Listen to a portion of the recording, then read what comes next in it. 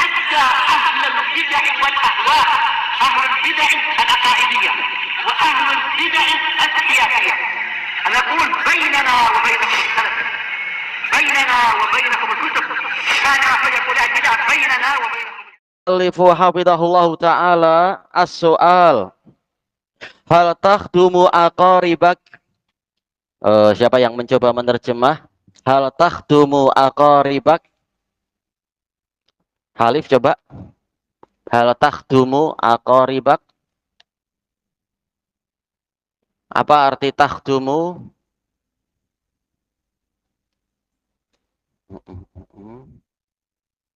Masih susah. Ismail, apa arti takhdumu? Iya, berarti hal takhdumu aqaribak artinya apa? Ya, adakah kamu membantu melayan karib kerabatmu? Siapa yang menjawab? Oh ya. Naam, akhdumu aqaribi artinya apa? Ya, saya melayan, ya, melayani, melayan karib kerabat saya. Yang berikutnya, hal tuhsinu ila jarik. Siapa yang menerjemah? Oh ya. Ya, adakah kamu berbuat baik kepada jiron kamu, kepada tetangga kamu? Siapa yang menjawab? Ya.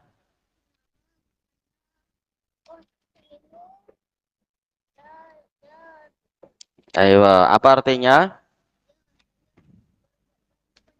Ya, saya berbaik kepada jiran saya, tetangga saya. Soal yang berikutnya, hal takhdumu jaraka idah tajak. Siapa yang menerjemah? Oh ya.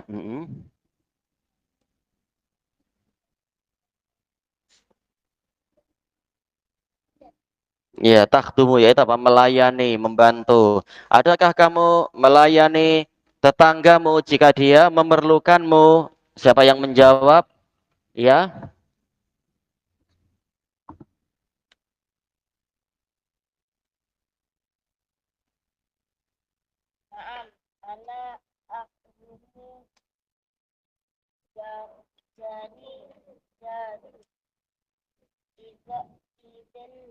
Idah.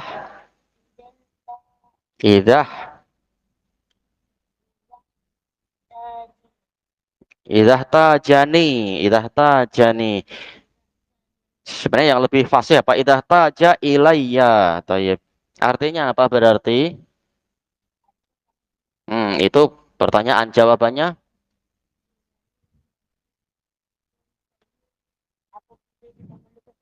Iya. Ya, saya membantu melayani tetangga saya jika dia memerlukan kepada saya, perlu kepada saya. Yang terakhir di muka surat ini, hal tuhdi ila jari kamin to'amik. Siapa yang menerjemah? Ahda yuhdi. Siapa? Oh ya, adakah hadiah? Ya, jiran kamu. Ya, dari makanan kamu. Adakah kamu memberikan hadiah kepada tetanggamu dari makanan kamu? Siapa yang menjawab? Ya.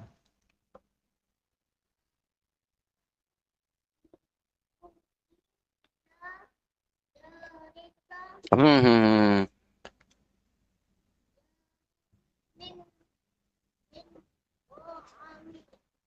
Min ta'ami. Artinya apa?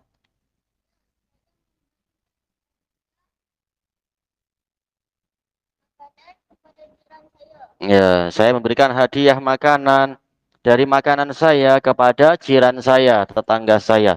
Baik, sekarang kita masuk ke yang berikutnya, yang baru. Muka surat 40. Qala hafidhahullah ta'ala adarsu tasi' adabul masjid. Pelajaran yang ke-9, adab-adab di masjid. Ana la akulu suman au basolan au kurasan summa ati ilal masjid. Saya tidak memakan sum, yaitu apa? Bawang putih. Sebagian orang Arab bilang fum, tak masalah, dua-duanya boleh. Au basolan Basolan bawang apa? Bawang merah. Au kurosan. Kuros apa kuros? Daun bawang. Orang memanggil daun bawang. Sebagian orang Yaman bilang kuros adalah yang daun bawang itu.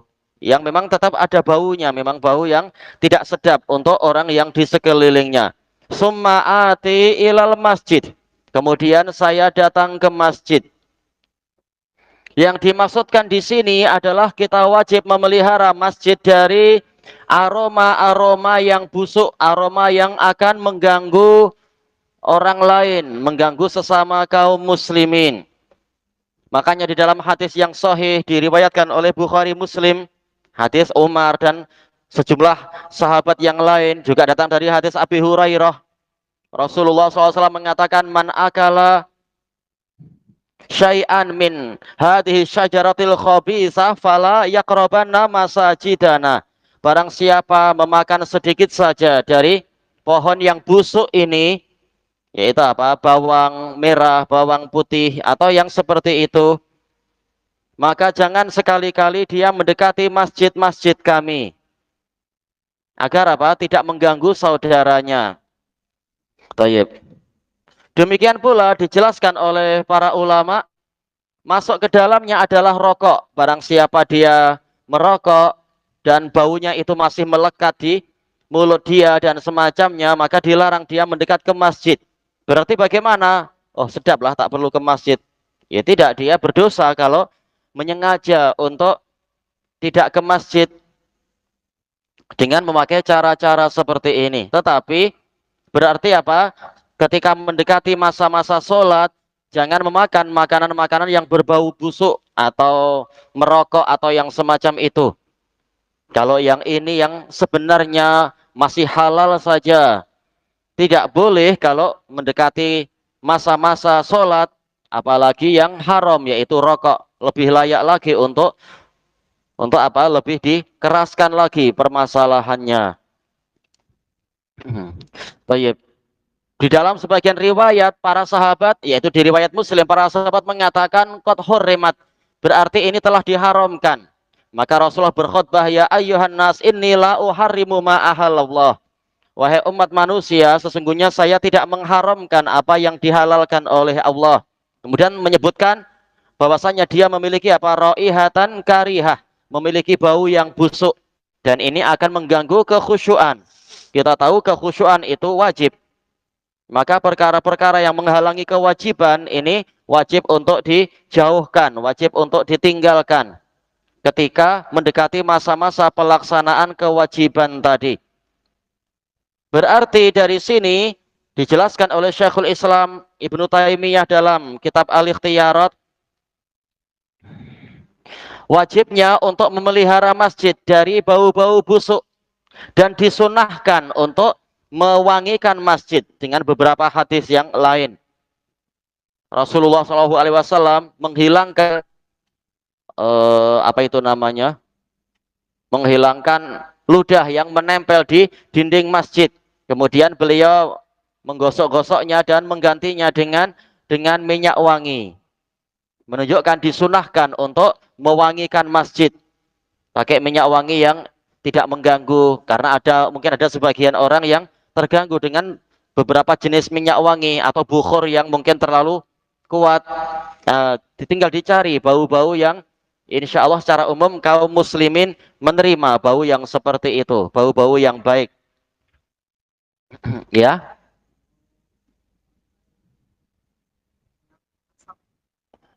Iya, bukhur itu. Tinggal dilihat kira-kira orang tidak terganggu, tidak masalah. Kalau ada sebagian terganggu, mungkin kita cari wewangian yang lain. Kalau orang Arab biasanya suka memang dengan bukhur. Tapi mungkin sebagian orang di negara kita tidak terbiasa dengan itu. Cari minyak wangi yang lain yang kira-kira tidak mengganggu. Intinya apa? Disunahkan pakai wewangian.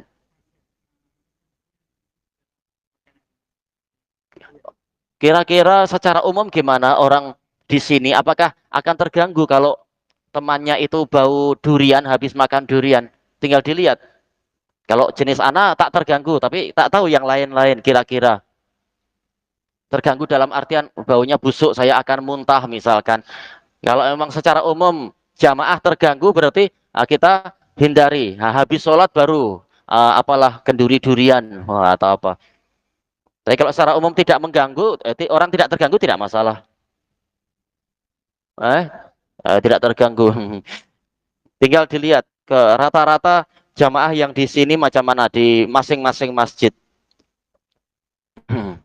Toyib. Intinya di sini apa? Yaitu tidak saling mengganggu di dalam masjid agar saudaranya itu tidak terkurangi kekhusyuannya. Bagaimana kalau kita sholat di masjid yang terbengkalai sendirian? Kan ini tidak mengganggu orang. Hadis Nabi tetap umum, la yaqrabanna masajidana. Jangan mendekati masjid kami. Nabi tidak mengatakan ada orang atau tidak ada orang. Apalagi di dalam hadis lain riwayat Imam Muslim juga Rasulullah mengatakan fa innal malaikata tata'adza mimma yata'adza bihi banu Adam. Karena sesungguhnya para malaikat itu terganggu dengan perkara yang mengganggu Bani Adam. Jadi walaupun kita tidak ada di situ, boleh jadi kalau kita sholat, malaikat ada yang ikut sholat jamaah dengan kita, ikut mengaminkan dan sebagainya. Maka intinya adalah kalau mau mendekat ke masjid, jangan memakan makanan-makanan yang berbau busuk. Ini bagian dari pemuliaan untuk masjid. Kemudian kita baca takwimnya, penilaian di sini. Yang pertama, hal ta'kulu ma fihi raihatun karihah summa tadkhulul masjid. Siapa yang menerjemah? Oh ya. Adakah kamu memakan sesuatu yang memiliki bau busuk? Iya, kemudian kamu masuk ke dalam masjid. Oh ya.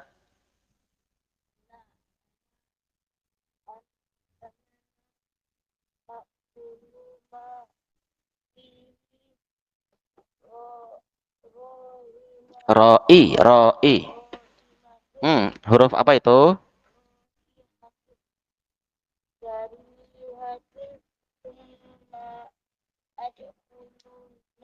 Iya, anala akulu ma fihi raihatun karihah summa adkhul masjid.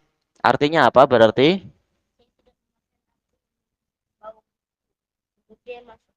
Ya, saya tidak memakan sesuatu yang memiliki bau busuk kemudian masuk dalam masjid. Thayyib. Kalau masih ingin makan bagaimana? Sementara jelas sedap kan yang namanya basol, kuros, sum ini sedap. Terutama di tempat-tempat yang kurang sayur. Seperti di Yaman, sayur kurang. Yaman dalam artian Yaman di Damat waktu itu. Sehingga sayur-sayur yang seperti ini pun terasa sedap bagi kita. Umar mengatakan fa'in abaita fa'in abaitum fa'amituha tabakhah. Kalau kalian enggan kecuali memakannya, maka matikan bau dia dengan dimasak, yaitu dimasak sampai diperkirakan baunya itu hilang. Sehingga kita boleh menikmatinya dan juga kita datang ke masjid tanpa mengganggu orang lain. Kalau memang memungkinkan untuk baunya itu dihilangkan. Kemudian yang kedua, hal tadkhulul masjidah wa qadamaka fiha raihatun karihah. Siapa yang menerjemah? Ya, Ismail. Adakah kamu masuk ke dalam masjid? Iya, haliyah. Dalam keadaan kedua telapak kakimu ada apa? Ya, ada bau yang busuk. Tayyib jawabannya.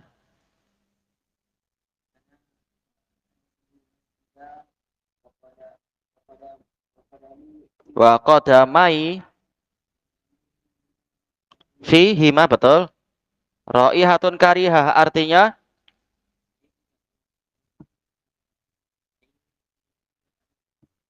iya, saya tidak memasuki masjid dalam keadaan kedua telapak kaki saya memiliki bau busuk. Bau busuk contohnya apa? Mungkin apa? Menginjak bangkai atau menginjak ranjau darat itu masuk ke masjid jadi bau-bau yang tidak sedap. Dan itu sering yang seperti itu, terutama apa? Ketika kita menghidupkan sunnah memakai alas kaki untuk sholat. Di Damat sering itu dialami, yaitu apa? Ketika ada teman memakai alas kaki masuk ke masjid, ternyata ada bau najis. Mungkin apa, dia habis dari bilik air atau kebetulan menginjak ranjau darat di jalanan, akhirnya bau busuk. Terkadang kita sujud malah menghidu bau slipper yang di hadapan kita, soft yang sebelumnya. Makanya diperingatkan oleh para ulama sebelum masuk ke masjid memakai alas kaki, ya dibersihkan baik-baik agar tidak ada bau-bau yang nanti merusak masjid, merusak kesucian masjid atau mengganggu orang-orang yang di sekelilingnya. Kemudian yang ketiga, halil malaikatu tata'adza minar rawaihil karihah. Ini jelas tidak disebut di dalam apa matanya, tapi alhamdulillah tadi sudah Hana sebutkan hadisnya. Siapa yang menerjemah sekarang? Tutup mulut kalau menguap biar setan tak masuk. Siapa yang menerjemah? Mau mencoba menerjemah? Halil malaikah, apa artinya? Adakah para malaikat tata'adza? Tata'adza apa? Terganggu minar rawaihil karihah? Iya, dari bau yang busuk. Siapa menjawab? Oh, jawab sendiri. Boleh.